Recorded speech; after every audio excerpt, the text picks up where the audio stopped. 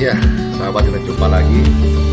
Beberapa waktu lalu sempat ramai perbincangan soal perbedaan generasi. Ada generasi baru, generasi lama, generasi milenial yang sempat menjadi semacam euforia.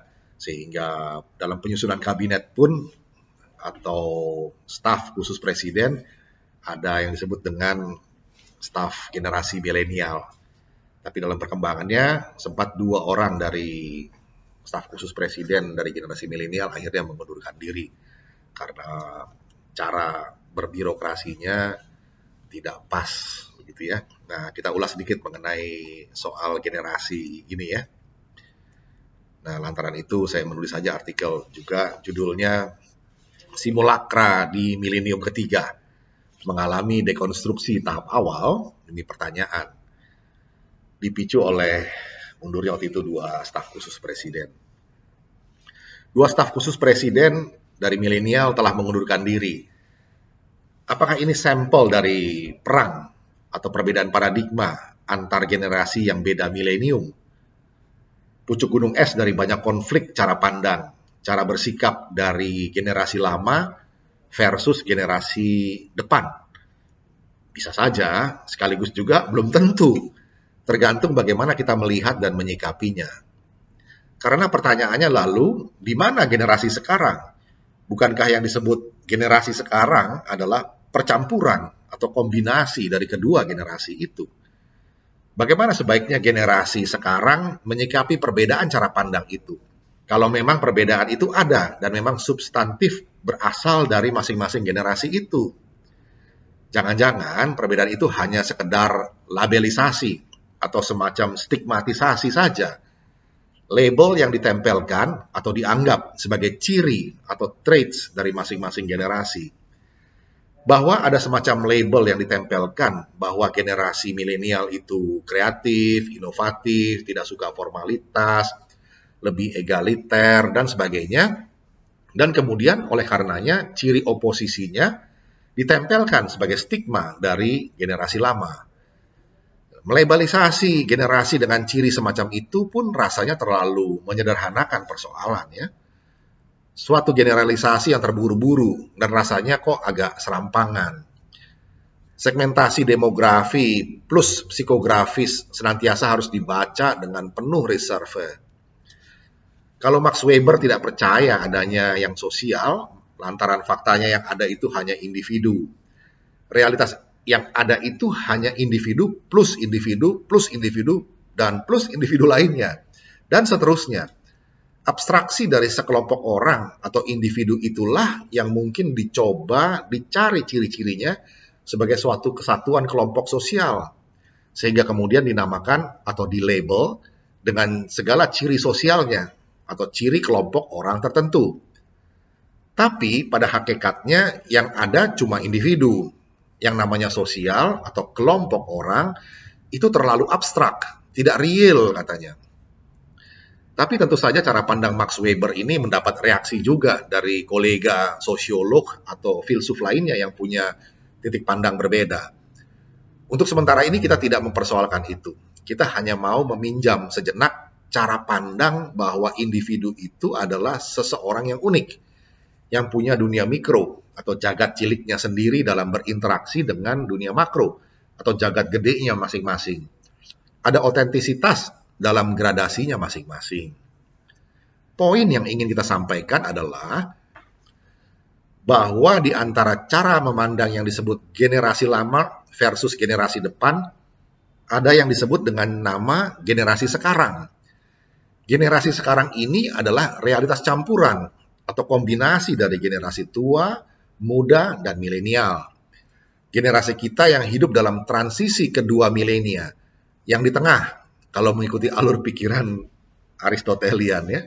Harap jangan dilupakan bahwa apa yang disebut milenia kedua, itu tahun 1001 sampai tahun 2000, dan milenia ketiga, tahun 2001 sampai dengan tahun 3000 nanti, itu semua hanyalah hitungan kronos atau waktu dengan kategori 1000-an tahun. Dan kebetulan kita semua, tua maupun muda, semua yang masih hidup hari ini ada dalam periode pergantian milenium. Dalam era pergantian milenium ini ada yang menyebutnya sebagai suatu transisi. Walau apanya yang disebut transisi itu pun masih spekulatif saja. Ada pula yang memperlawankan versus antar generasi, utamanya cara pandangnya atau paradigmanya. Dan itu pun masih spekulatif juga. Kenapa mesti diperlawankan? Bukankah hidup itu sendiri suatu kontinum, suatu keberlanjutan?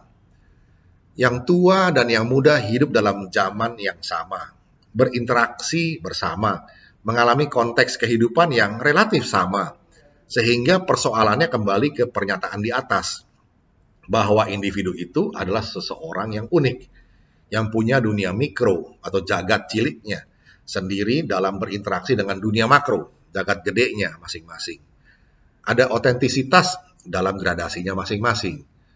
Mungkin yang perlu kita cermati bersama adalah konteks kehidupan sosial yang jadi lingkungan hidup kebersamaan antara generasi lama dan bukan versus generasi depan.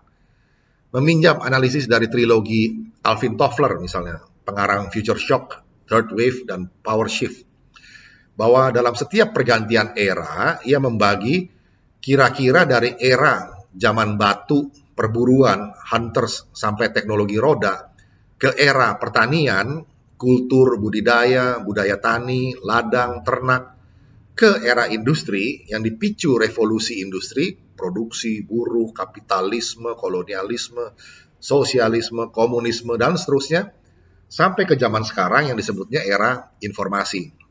Semua gerak besar pergantian zaman itu senantiasa dipicu dan dipacu oleh invensi atau inovasi di bidang teknologi. Teknologi sebagai change driver penting. Teknologi sebagai cara atau teknik manusia menjalani dan menyiasati hidupnya. Dalam era informasi yang semakin canggih, paling tidak untuk ukuran zaman sekarang di tahun 2000, sektor produksi barang maupun produksi jasa yang berujung pada penawaran atau supply ke pasar konsumen atau demand menjadi melimpah dalam jumlah maupun varian. Singkat cerita, supply atau penawaran tidak lagi tergantung atau menunggu adanya permintaan atau demand. Tapi permintaan atau demand itu diciptakan supaya ada. Itu semua dimungkinkan berkat adanya teknologi pemasaran, termasuk teknologi periklanan dan public relations, yang mampu mengonstruksi realitas sosial baru yang diciptakan lewat banyak simulasi, model-model yang jadi acuan berpikir maupun bersikap bagi setiap segmen pasar. Difasilitasi pula oleh platform teknologi informasi dan komunikasi, seperti internet misalnya. Referensi berpikir pun dibingkai sedemikian rupa supaya mengikuti dan selaras dengan rancang bangun konstruksi pikiran sesuai dengan strategi pemasaran korporasi-korporasi global. Frame of reference dari target market sebetulnya sudah disetting sebelumnya di ruang-ruang rapat divisi pemasaran. Dan field of experience pun terjadi lantaran diberi kesempatan untuk sejenak menikmati sampel atau rumah contohnya. Tentu saja yang namanya rumah contoh atau sampling itu terkadang atau selalu lebih indah dari warna aslinya.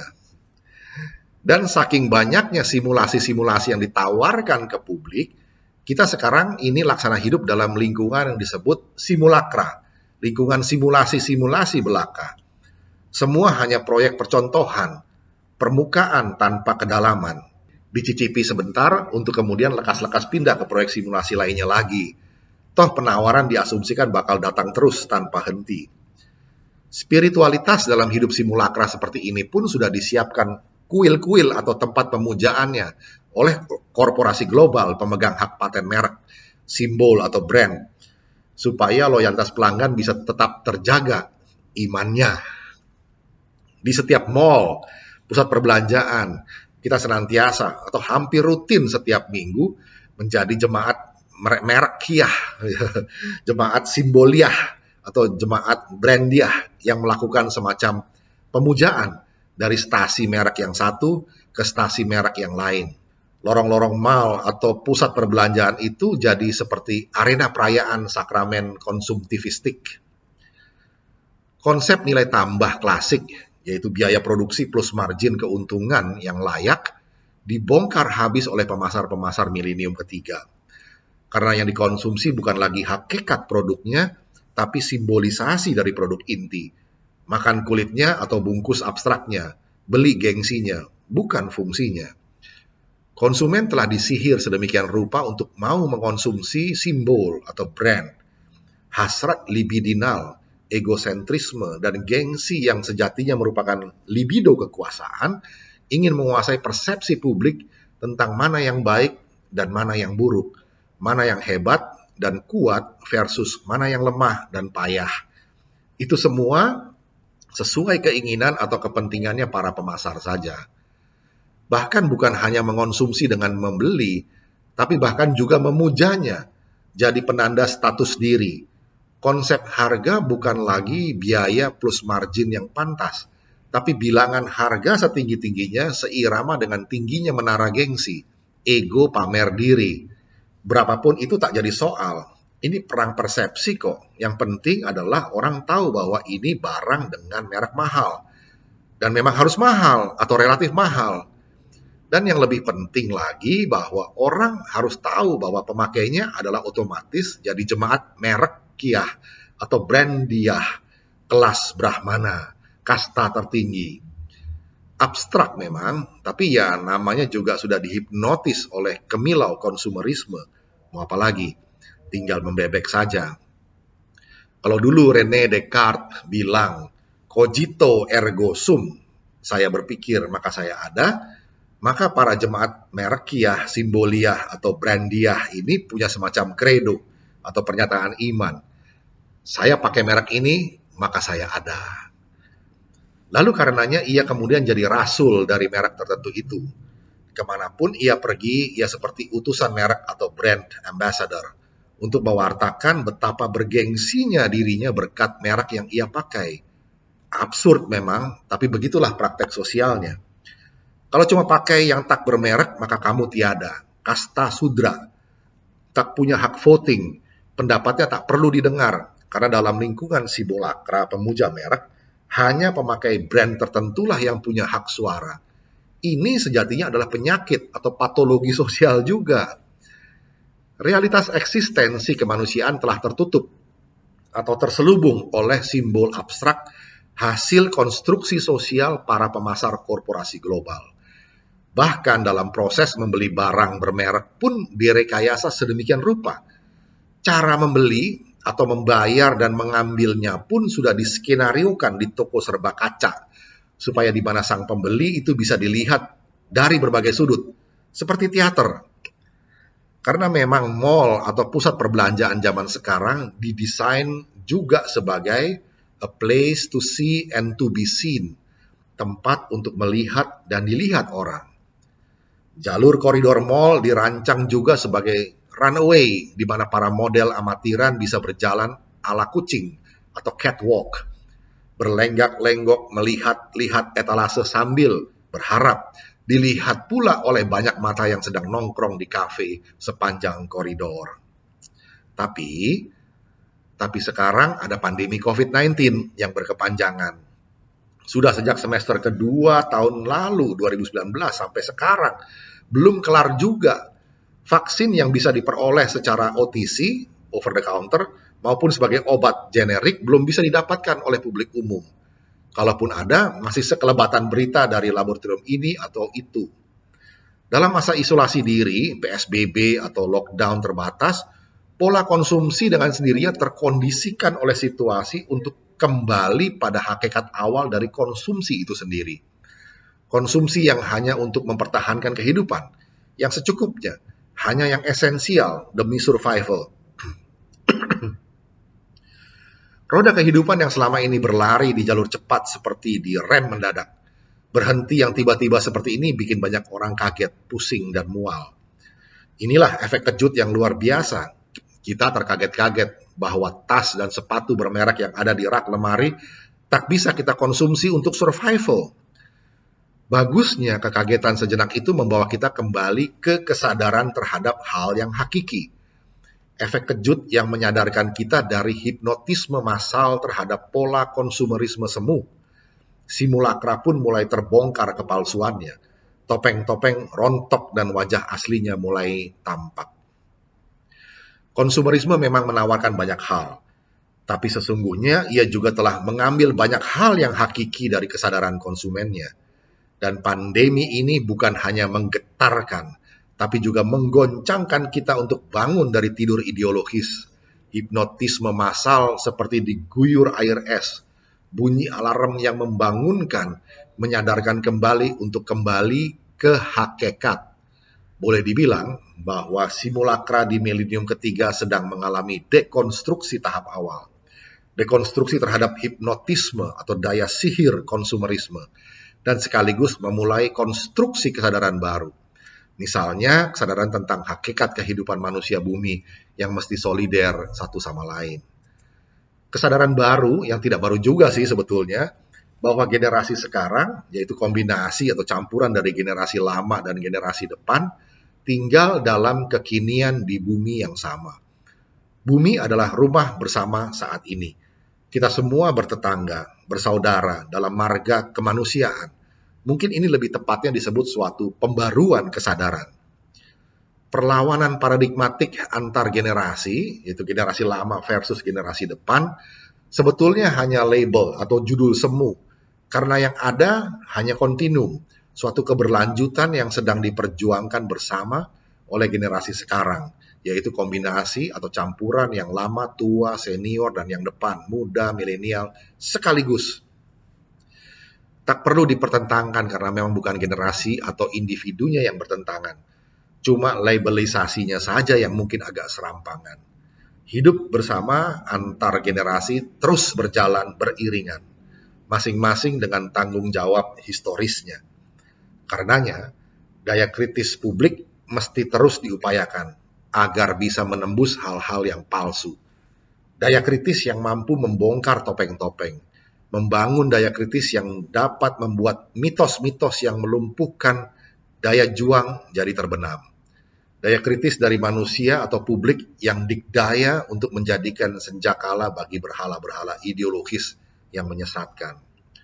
Mari bergerak kembali ke yang hakiki, hidup yang otentik, bongkar semua kepalsuan-kepalsuan yang telah menggiring umat manusia seperti tikus-tikus yang sedang digiring si peniup seruling menuju jurang kehancuran.